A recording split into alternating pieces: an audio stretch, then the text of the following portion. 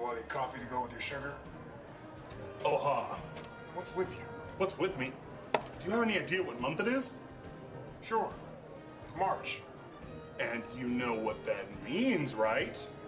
You know what's coming out this month, yes? Daylight savings?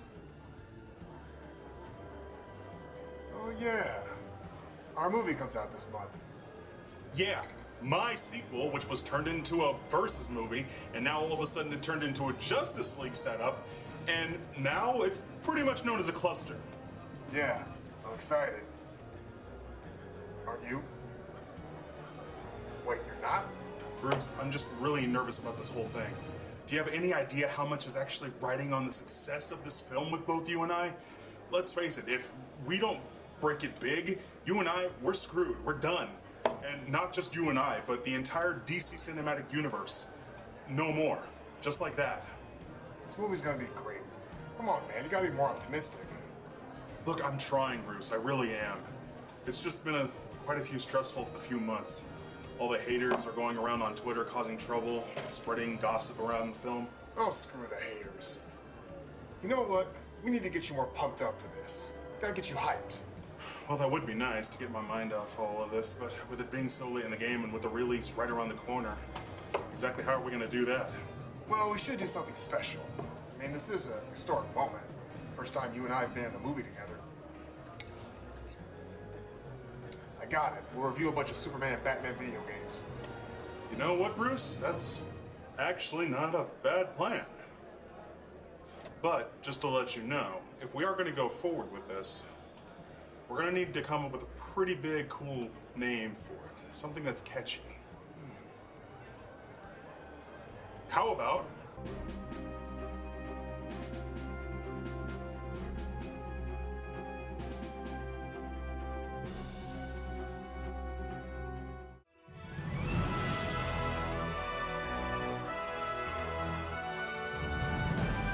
Well, Bruce, I gotta hand it to you. The new watchtower you've developed seems to be coming along quite nicely. Yeah. Only took a couple $1 billion, but not too shabby if I do say so myself. Only $1 billion, huh? Okay, anyway, so how are we gonna go about doing this plan of yours? Well, if you ask me, there's only one way to start this properly.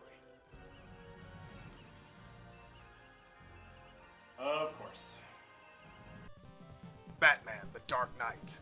Nintendo, the Gray Box. Batman's meteoric rise to repopularity in the late 80s perfectly fell in line with the rise of the original Nintendo. It was a perfect match. Peanut butter and jelly, pizza and anchovies, politics and corruption. Get on with it. Yes, get on with it! The Cape Crusader was represented on the Nintendo by 3 unique games, each with their own unique style. First up is the 1989 movie tie-in. Above all else, this game shows that despite its 8-bit limitations, games on the Nintendo can still present a strong sense of atmosphere, as this game captures the dark look of the Tim Burton movie. The fine detail of the corrupted streets, the gothic rundown buildings, all pay great homage to the movie it represents, not to mention Batman himself. So cute. You can cycle through a number of attacks that you can use to dispense justice on the Joker's henchmen, such as missiles, batarangs, these fire thingies. But most devastating of all, Batman. Don't make me Batman you up, sucker! The gameplay borrows heavily from Ninja Gaiden, specifically the wall jump, which you will need to get around, and you will have to get creative with it in order to dodge obstacles. Make no mistake about it, this game is hard, but in a fair way. Except for this part, with these guys. Oh, come on, get away! Ugh. Overall, good game, but the best part is the ending.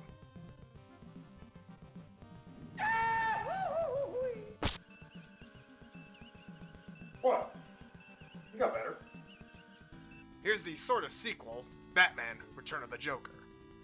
I say sort of sequel because this is not really a sequel to the movie or the first game. Like, at all. But it was riding the coattails of the success of the Tim Burton film. This one is done in a Mega Man style shooter. Yes, I said shooter. Oh, relax. I've used guns before. It's over, Riddler. Not so fast, Caped Crusader. Riddle me this. What's red and white and oh my god! Oh, that's not fair! Why would you use a gun?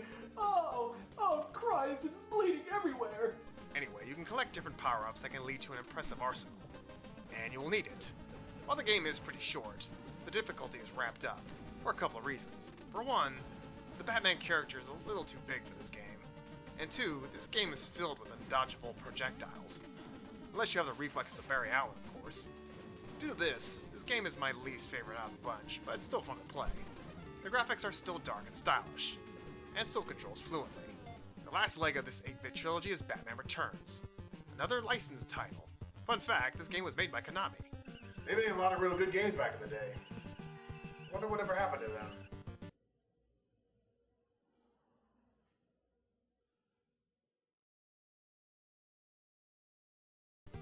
The game is a brawler, like Final Fight. An 8-bit Final Fight. Very simple, going left to right, beat the stuffing out of henchmen in front of you. This game doesn't hold a candle to the Super Nintendo version, but it still has nice stuff in it. There's a good variety of moves, like a cape snap, drop kick, but the most useful is this Dalsim style leg slide, not to mention a couple of gadgets as well. The graphics, the controls, the sound effects are all on point, including the music. Classic Konami.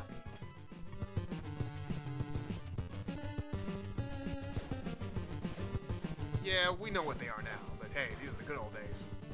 So there you have it. The Batman Nintendo Collection. 3 video games based on the Cape Crusader that each do him justice. Well, that's all very impressive, Bats. But be sure to stick around, because next time we're going to be playing some Superman games.